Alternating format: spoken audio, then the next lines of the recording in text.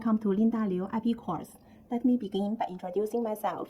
My name is Lili SUN, patent attorney and attorney at law, with over 7 years of experience as a patent examiner before joining Linda Liu. I now specialize in drafting patent specifications, prosecuting applications, and responding to office actions, particularly in chemistry-related fields, such as compounds, polymers, materials, and chemical engineering. Today, we are going to talk about incorporation by reference, a system officially introduced under the amended implementing regulations of the Patent Law of the People's Republic of China, effective January 20th, 2024. It allows applicants under specific conditions to correct omissions or errors, such as supplement missing specification or claims, or amend erroneously filed elements and parts in their application by referencing the earlier application, thereby preserving the original filing date. I think it is a very friendly and useful system for applicants. So today, let's discuss some key aspects of incorporation by reference. The first aspect we are going to talk about is why incorporation by reference is used.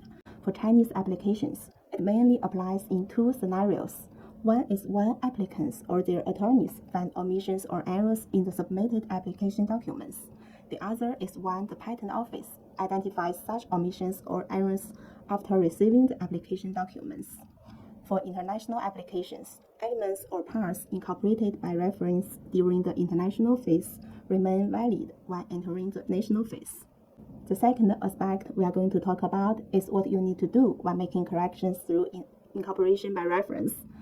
First of all, at the time of the first submission, priority must be claimed, and a declaration of incorporation by reference must be included in the patent request. Currently, using the standard patent request form provided by CNIPA is considered sufficient for this declaration, so there is no need to worry about this. Next, when making corrections through incorporation by reference, you need to submit a confirmation declaration for incorporation by reference, along with some relevant documents. These relevant documents may include such as a sheet or sheets of the missing part of application documents, such as the specification or the claims, the replacement sheet for amendments, a copy of the earlier application and its Chinese translation, and so on. The confirmation declaration for incorporation by reference should specify the application number of the earlier application and the location of the supplement or amended content in the earlier application or its Chinese translation, and so on. The third aspect is the advantages and disadvantages of incorporation by reference. I believe this is an excellent remedial method. It provides applicants with an opportunity to correct omissions or errors in their submitted applications without reconfirmation of the filing date, significantly reducing potential losses, and the incorporated content will be considered as part of the original application documents, serving as the basis for substantive examination and amendments. It seems that applicants can benefit greatly from this system. However, there may still be a drawback to this system, and that is when calculating patent term adjustments, delays caused by incorporation by reference are considered unreasonable delays attributable to the applicant and will be excluded from PTA. Finally, let's summarize some important points to keep in mind. Overall, CNIPA has relatively strict conditions for the applying of incorporation by reference, and certain remedial provisions do not apply for it. For example, first, one or more priorities must be claimed at the time of the first submission, and for these priorities, Rules 36 or 37 of the implementing regulations cannot be applied. In other words, it cannot be a priority restored under Rule 36 or added or corrected under Rule 37. So you must be careful with the priorities. Second, the missing parts or the erroneously filed elements or parts must be submitted within 2 months of the original filing date, or within a period specified by CNIPA.